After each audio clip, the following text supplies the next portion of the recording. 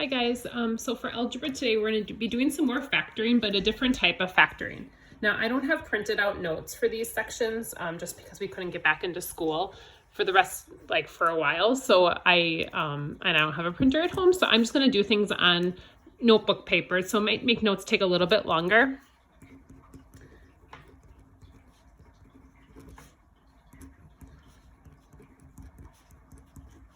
I'll tell you guys, this is like one of my favorite types of factoring to do. I think it's kind of like finding like a puzzle. Like I like Sudoku puzzles a lot and trying to figure out what fits into what spot with numbers. And this is an example of that. I'm going to start with a warm-up question though of a foiling problem.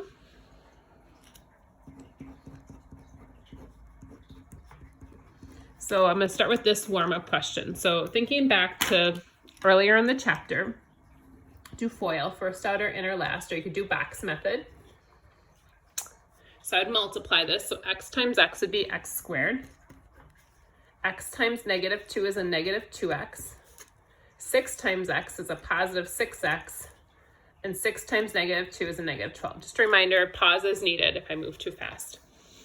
So then I can combine these like terms in the middle. -2 and positive 6 is a positive 4.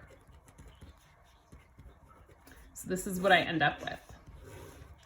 What we're going to do today is we're actually going to work backwards from this. So we're going to have something that looks like this, and then we're going to make it look like that. So this is called factoring. So this was multiplying, going this way. And then this is factoring, which is more like dividing. So we're going to go backwards. Now, the fact that I did this warm up, the reason I did this is because I want you to kind of see where these how I'll be able to do that. So if I gave you a problem like this, and you'd be able to work your way back to this one. So we have x times x gave us x squared. So if I have a problem that starts with an x squared, I know it's going to have to be an x and an x here. Then at the end, it's a -12. If you notice, -6 times 2 gives us a -12. So I multiply to get this number. Now, without doing this middle step here, hopefully you guys can see that this 4 can come from if I add the 6 and -2 together. If I add 6 minus 2, I get 4. So what we're going to do today is I'm going to give you something that looks like that, and you're going to have to come up with this. So that's what we're working on. So that's our goal for today is to factor a quadratic when the leading coefficient is 1.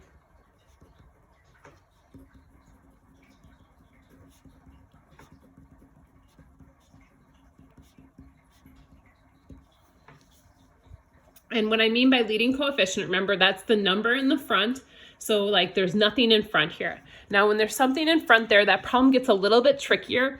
I don't even know that we're going to do that on online just because it is such a tough concept to grasp. So when it's set up this way, it works really, really nicely that we can just use this reverse FOIL to kind of help us with that. So we're going to start with some examples here. And so with this, so I'm going to start with the first example here, and I'll do some steps like we usually do. So I want to factor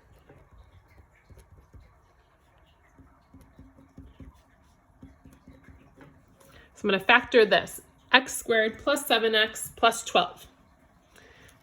So our first step, kind of going back to our warm up here, is since it's x squared, I know it has to start with x and x. So that's going to be step 1. That I know x times x gives me x squared. So that's your first step. Second step, now I want to think about the multiply part of this. So this is the last term. This is our c. I want to multiply to get this number. So I'm going to list values.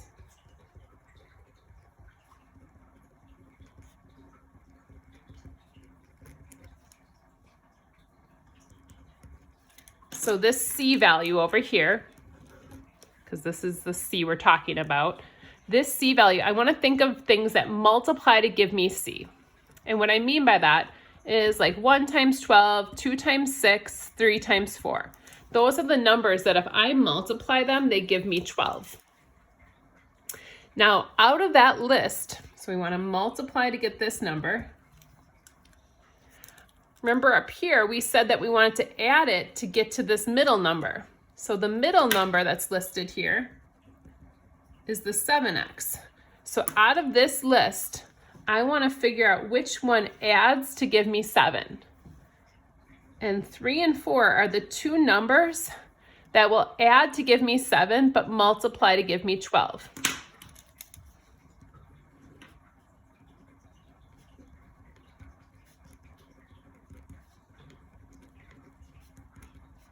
So it says use the pair that adds to B.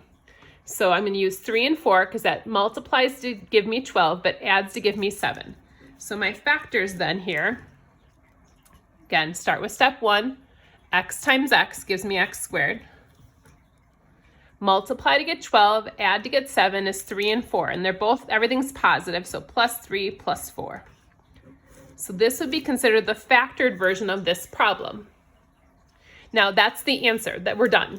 But I do want to show you guys that this does work out. So if you're like, oh, this seems a little like kind of hocus pocusy, or how did she come up with that? Again, if you do FOIL or box method, and I'm just going to kind of do this off to the side, you don't have to do this. Just trying to show you guys that this ends up equaling what we started with. It's the same thing. So that's not a coincidence, that works out that way. So this is the factored version of that. So that's what our goal is today, to get through problems like this to try and make that work. Now it gets a little bit trickier when these numbers are positive and negative. So I'm going to show you guys an example like that. I'm not going to do a ton of examples, but again, if you want to go online, you guys can find lots of examples of this on the internet if you're looking for more, or send me a message if you're not understanding something. So I'm going to start another example. Actually, I'm wondering if I should pause the tape right now. I'm going to pause and start a new video.